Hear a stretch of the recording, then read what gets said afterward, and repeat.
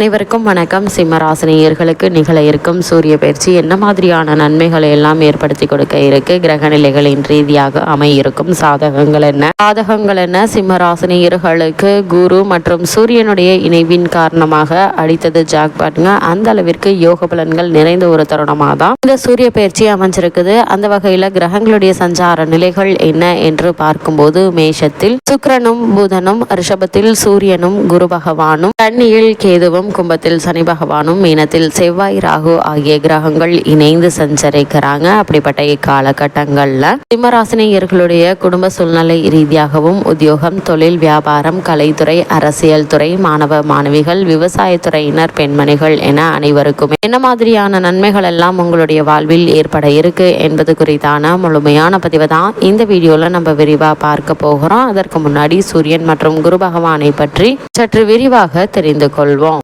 ஜாதகம் கொண்டு எதிர்காலத்தை கணிக்கின்ற ஜோதிட கலை என்பது ஒரு ஆச்சரியமான, அதே நேரம் மிகவும் ஆழமான ஒரு கலையாகும். பல வகையான ஜாதகங்களை கணிக்கின்ற போது ஜாதகத்தில் ஏற்படுகின்ற கிரகங்களுடைய சேர்க்கையை பொறுத்து பல வகையான பலன்கள் ஏற்படுவதை அனுபவத்தில் தெரிந்து கொள்வோம். அந்த வகையில ஒரு ஜாதகத்தில் நவ கிரகங்கள்ல முதன்மை கிரகமான சூரியனும் முழுமையான சுப கிரகமான குரு கிரகமும் சேர்ந்து ஒரே வீட்டில் இருந்தால் ஏற்படும் பலன்கள் என்ன என்பதை தெரிந்து கொள்வோம். ஒரு மனிதனின் தந்தை, எலும்பு மற்றும் பற்களின் வலிமை, உடற்பலம், நோயின்மை ஆகியவற்றுக்கு காரகராக சூரிய பகவான் இருக்கிறாரு.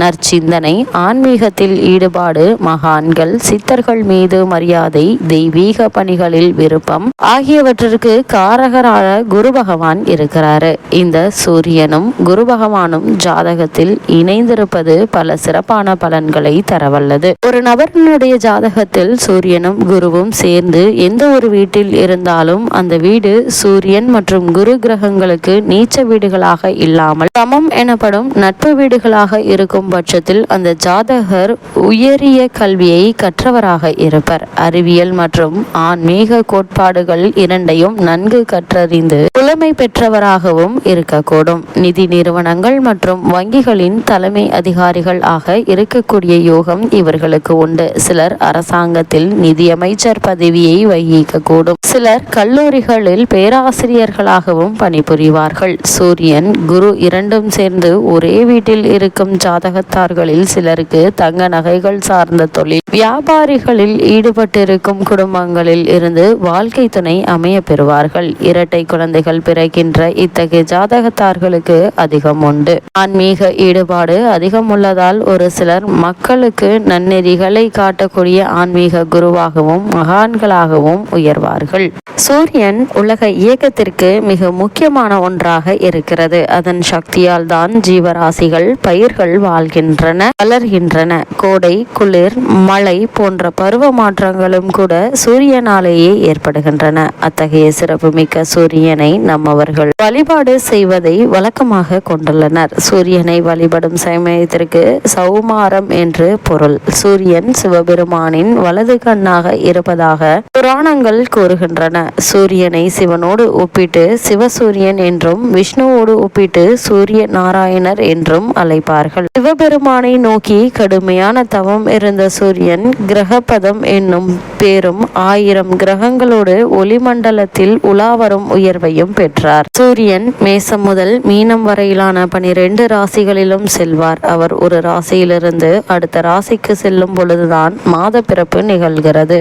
சூரியன் பச்சை நிறமுடைய 7 குதிரைகள் பூட்டிய தேரில் வலம் வருகிறார். அந்த தேருக்கு ஒரே ஒரு சக்கரம் தான் உண்டு. இந்த குதிரைகள் பூட்டிய தேரை ஓட்டுபவரனுடைய பெயர் அருணன். இவருக்கு கால்கள் கிடையாது. இவர் திருமாலின் பெரிய திருவடி என்று போற்றப்படும் கருட பகவானுடைய அண்ணன் ஆவார். சூரியனுடைய ரதம் பொன்மயமானது. அந்த ரதத்துக்கு 5 ஆரங்களும் 3 நாபிகளும் உண்டு. 3 நாபிகளும் 3 காலத்தை குறிக்கும். சூரிய சக்கரத்தில் உள்ள 6 கட்டைகளும் 6 ருதுக்களை குறிக்கின்றன.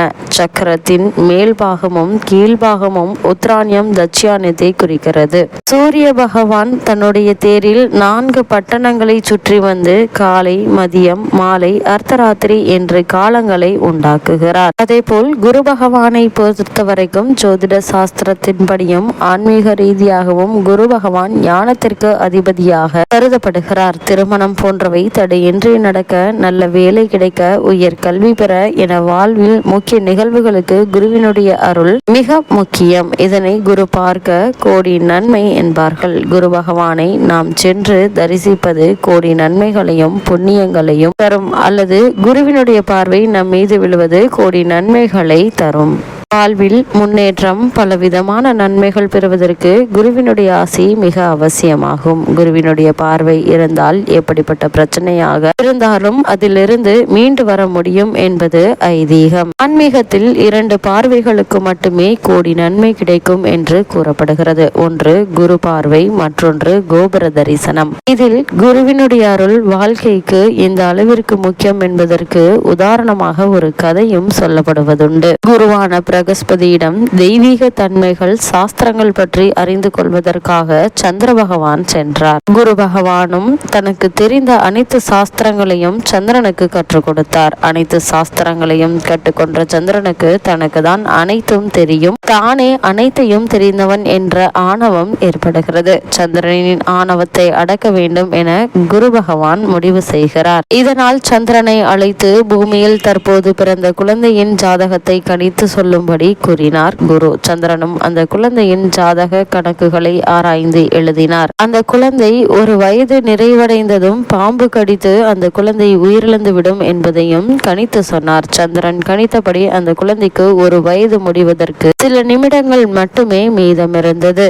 அந்த சமயத்தில் சந்திரனை அழைத்து கொண்டு வான வீதியில் உலா சென்றார் குரு பகவான். அந்த குழந்தைக்கு என்ன நடக்க போகிறது என்பதை இருவரும் கவனித்துக் கொண்டிருந்தனர். சந்திரன் கணித்தபடி அந்த குழந்தை படுத்திருந்த தொட்டிலில் சங்கிலியின் மேலிருந்து ஒரு பாம்பு வளைந்து நெளிந்து குழந்தையை நோக்கி வந்து கொண்டிருந்தது. தான் கணித்தது சரியாக நடக்கிறது என்ற இருமாப்புடன் குரு பகவானை பார்த்து சிரித்தார் சந்திரன். ஆனால் குரு பகவான் அந்த குழந்தையையே பார்த்து கொண்டிருந்தார்.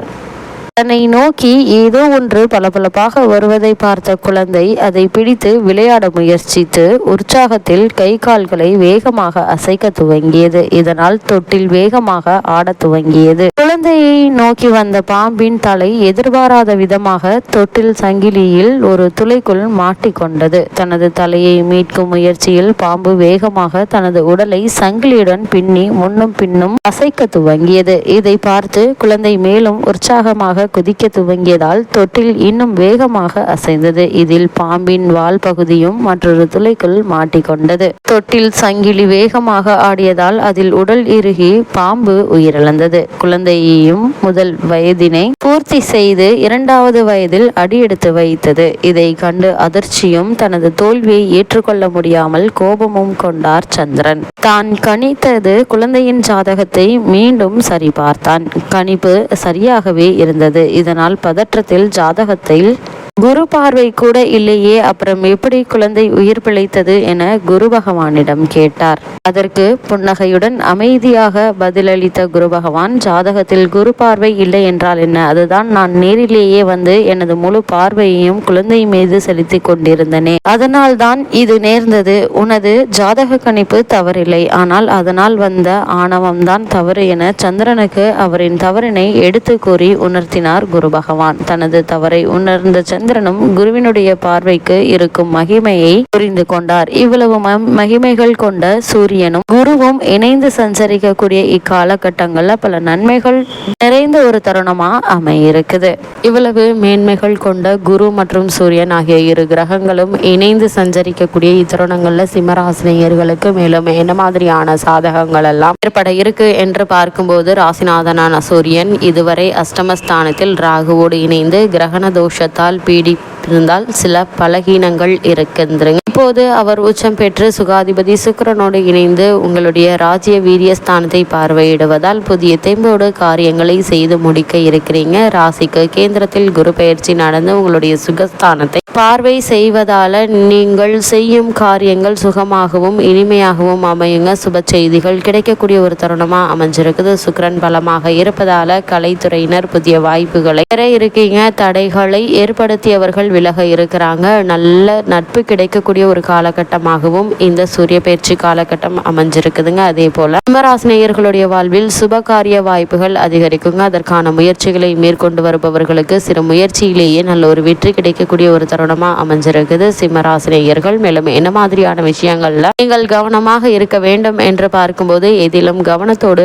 நடந்து கொள்ளுங்க. 8ஆம் இடத்தில் ராகு இருப்பதால் உடல்நிலையில் மிகுந்த கவனம் தேவைங்க. குறிப்பாக பழைய நோய்கள் குறித்து எச்சரிக்கையோடு இருக்க வேண்டுங்க. அது வீரியம் கொண்டு மருத்துவ செலவுகளை அதிகரிக்கக்கூடிய சூழ்நிலையை தவிர்க்க வேண்டுங்க. வியாபாரத்தில் போட்டிகள் அதிகமாக இருக்குங்க. பிரயாணங்கள் அதிகரிப்பதற்கான வாய்ப்புகள் இருக்குது. இருந்தாலும் நீங்கள் மேற்கொள்ளக்கூடிய அனைத்து விஷயங்களிலும் எச்சரிக்கையாகவும் கவனமாகவும் இருப்பது மிக மிக நல்லது என்பதை கிரகங்களுடைய சஞ்சார நிலைகள் மீண்டும் மீண்டும் உங்களுக்கு அறிவுறுத்துதுங்க. சிம்மராசினியர்களுக்கு நிகழ இருக்கும் இந்த சூரிய பயிற்சி காலகட்டங்கள்ல கிரகநிலைகளின் ரீதியாக கூறப்படும் பரிகாரம் என்ன என்று பார்க்கும்போது இந்த காலகட்டங்களில் பிரதோஷ நேரத்தில் லட்சுமி நரசிம்மரை வணங்குங்க. பசுகளுக்கு உணவளியுங்க. பாரம் குறையும். சூரியனை வழிபட பிரகாசமான வாழ்க்கை கிடைக்கும் என்பதை கிரகங்களுடைய சஞ்சார நிலைகள் உங்களுக்கு அறிவுறுத்துது.